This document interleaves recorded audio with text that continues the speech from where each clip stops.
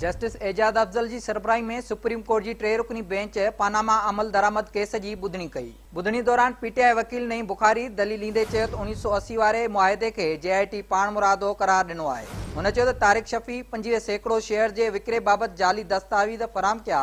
हसन नवाज़ ऐं तारिक शफ़ी जे बयाननि में तज़ाद आहे। नईम बुखारी चयो त जेआईटी तारिक शफ़ी जे बयान खे ग़लति ऐं गुमराह कंदड़ करार ॾिनो, जॾहिं त शरीफ ख़ानदान गल्फ स्टील बाबति पंहिंजो मौक़िफ़ बि साबित न करे सघियो। उन मौक़े ते जस्टिस एजाज अफजल रिमार्क्स ॾिना त जेआईटी मूजिबि क़तर में सीड़पकारी लाइ रक़म हुई न।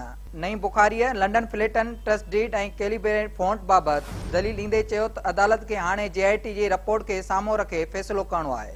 जस्टिस अज़मत सईद रिमार्क्स ॾींदे चयो त पानामा पेपर केस में वज़ीर आज़म जी नाअहली जो फ़ैसिलो अक़लियत जो हो, पर जेआईटी अक्सरियत ठाही। जस्टिस एजाज अफजल जो चवणो हो त बेंच खे कानूनी घुर्जुनि ऐं हदुनि खे नज़र में रखंदे फ़ैसिलो करणो आहे। नाअहल करार ॾींदड़ जजनि सां इतफ़ाक़ करणु या न करण जो फ़ैसिलो बि अदालत ई कंदी। पीटीआई जे वकील नईम बुखारीअ ॿुधणी दौरान जॾहिं शहबाज शरीफ बाबति दलील ॾिना त जस्टिस एजाज अफजल चयो त शहबाज शरीफ जो बयानु ईअं आहे ॼण हुन पुलिस ऑफिसर आॾो ॻाल्हायो हुजे। उन बयान खे रुगो तज़ाद जी निशानदेही लाइ इस्तेमालु करे सघिजे थो। शहबाज शरीफ जे बयान जो जाइज़ो फ़ौजदारी में वठी सघिजे थो। पीटीआई जे वकील जो चवणो हो त सऊदी फर्म जूं ख़िदमतूं हासिल करे दस्तावेज़ हासिल कया विया, जंहिं ते जस्टिस एजाज अफजल दस्तावेज़नि जी कापी तस्दीक थियण हुजण जो पुछियो त नईम बुखारी इनकार कंदे चयो त दस्तावेज़ अणतस्दीक थियल ऐं जाली आहिनि। जस्टिस शेख अज़मत सईद एफज़ेडए जे दस्तावेज़ी ज़रियनि या कानूनी मदद बाबति मालूम कयो त उन ते नईम बुखारी जो चवणो एफज़ेडए कंपनी दस्तावेज़ कानून मदद तहत आया। नवाज शरीफ कंपनी जे बोर्ड ऑफ डायरेक्टर जो चेयरमैन हो।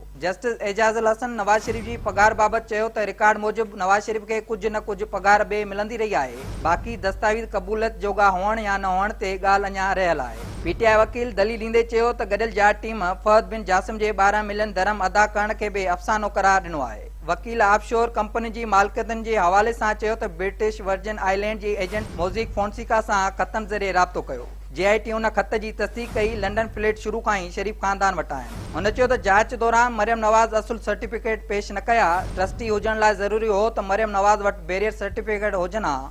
बैरियर सर्टिफिकेट रद्द थियण बाद कंहिं क़िस्म जी ट्रस्ट डीड मौजूदु न आहे। संदसि चवणो त जेआईटी 10 जुल्दनि ते बदल रिपोर्ट में नवाज शरीफ समेत शरीफ ख़ानदान ते केतिरा इल्ज़ाम ऐं शाहिदियूं साम्हूं आंदियूं आहिनि। नईम बुखारी असासन खां वधीक आमदनी ऐं शरीफ ख़ानदान पारां जाली दस्तावेज़ पेश करण ते फ़ौजदारी केस वारो मौक़िफ़ अख़्तियार कंदे चयो त अदालत जेआईटी जी रिपोर्ट जे बुनियाद ते फ़ैसिलो करे। ॿुधणी दौरान जस्टिस एजाज अफजल रिमार्क्स ॾींदे चयो त ज़रूरत पवण ते वॉल्यूम 10 खे बि खोले ॾिठो वेंदो। जस्टिस एजाज अफजल रिमार्क्स में चयो त शहबाज शरीफ शाहिद तौर जाट टीम आॾो पेश थियो। संदसि बयान रुगो तकरार जी निशानदेही लाइ इस्तेमालु थी सघे थो। जमायत इस्लामी जे वकील तौफ़ीक़ आसिफ दलील ॾींदे चयो त वज़ीर आज़म नवाज शरीफ सादिक ऐं अमीन नाहे रहियो। हुन वज़ीर आज़म जे क़ौमी असेंबली जे ख़िताब खां दलीलनि जी शुरुआत कई त जस्टिस एजाज अफजल चयो त जेआईटी जी रिपोर्ट ते दलील ॾियो। जेआईटी जी फाइंडिंग्स बाबति सॼो मुल्क ॼाणी चुको आहे। इहो ॿुधायो त हू उन ते अमल छो कनि। इन मामले में अख़्तियार केतिरी हद ताईं इस्तेमालु करे सघजनि था। जमायत इस्लामी जे वकील मुख़्तसर दलील ॾिना, जंहिं बाद अवामी मुस्लिम लीग जे सरबराह शेख रशीद दलील ॾींदे चयो त अहिड़ी जेआईटी जोड़ण ते हू अदालत खे सलाम पेश कनि था। हुन चयो त जेआईटी मेंबरनि ऐं 5 जजनि खे ख़िदमत जो अजुरो ज़रूरु मिलंदो। संदसि चवणो हो त संदन मुल्क जो वज़ीर आज़म ॿिए मुल्क जो मुलाज़िम रहियो। शेख रशीद जो चवणो त हर केस जे पुठियां हिकु चहिरो हूंदो आहे। पानामा केस पुठियां नवाज शरीफ आहे। जॾहिं त मरियम नवाज़ फ्लैटनि जी बेनिफिशियल मालिक साबित थी, हिते त बेनाम माण्हुनि जी जुमा बाज़ार लॻल आहे।